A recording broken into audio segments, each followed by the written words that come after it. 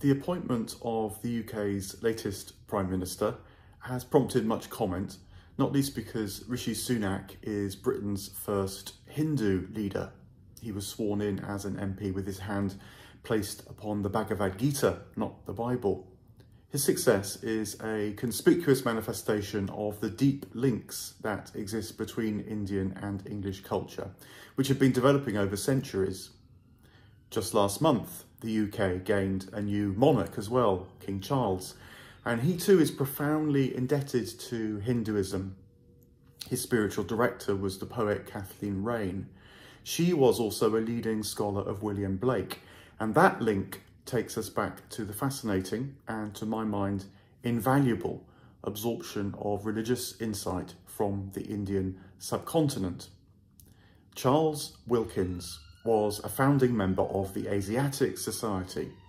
In 1784, the research body was created to further British understanding of India in one of the more benign acts springing from the activities of the East India Company.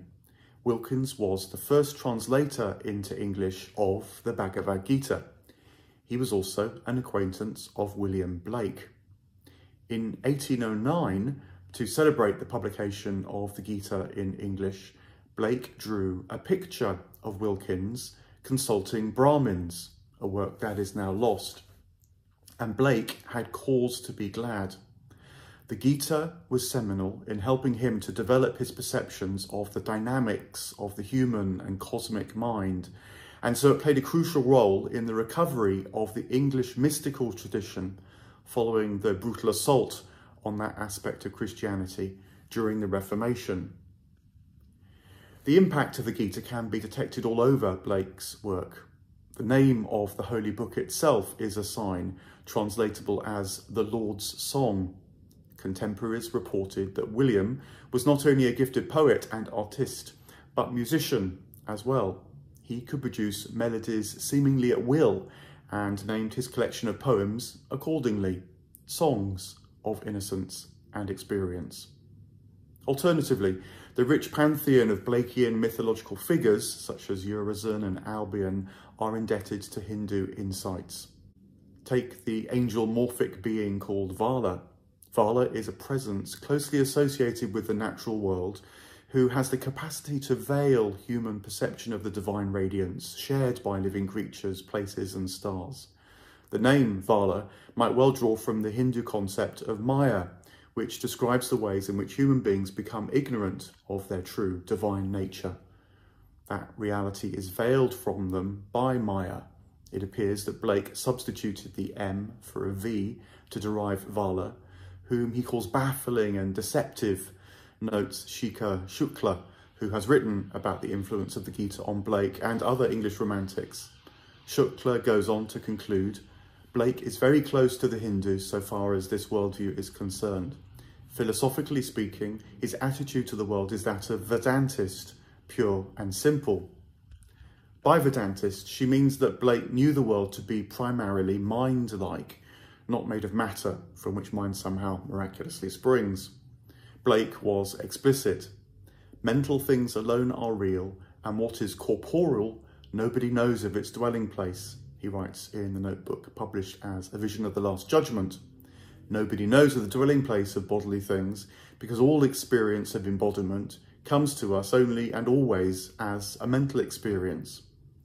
To put it another way, when Dr. Johnson famously kicked a stone to refute the ideas of the philosopher Bishop Berkeley, who was on the same page as Blake when it comes to the insubstantial ground of things, the act actually proved Berkeley's point. Johnson would have felt pain and experience and inferred the presence of a solid stone, though its presumed solidity depends entirely upon his perspective. Viewed over geological timescales, a stone is a remarkably soft and pliable entity.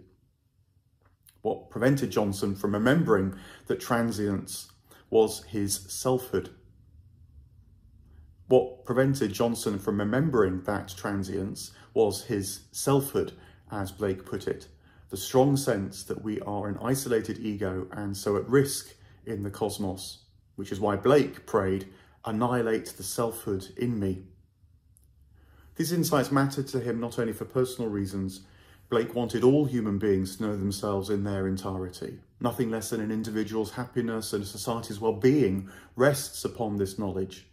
Our seeming bodies are really just an aspect of the totality of our being. That called body is a portion of soul discerned by the five senses, the chief inlets of soul in this age, Blake wrote in The Marriage of Heaven and Hell. The Gita would entirely agree. The influence of India's holy book is far-reaching. Take Coleridge's poem, The Aeolian Harp.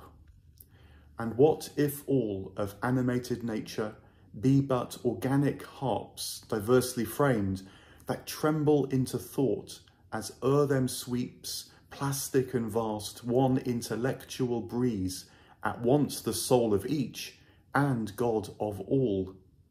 Blake would have concurred, I am in you and you in me, mutual in divine love. Jesus tells Albion in Blake's epic poem, Jerusalem. Alternatively, and though the Gita features a mighty battle, Mahatma Gandhi concluded it taught non-violence or spiritual warfare. Blake too felt that human beings need to engage in mental fight and wars of love. How far the Lord's Song extends its influence over Rishi Sunak's premiership remains to be seen. But given that turbulent times surround us with difficult decisions to come, we might take comfort in the teaching found in both the Gita and Blake. As Blake put it, man was made for joy and woe, and when this we rightly know, through the world we safely go.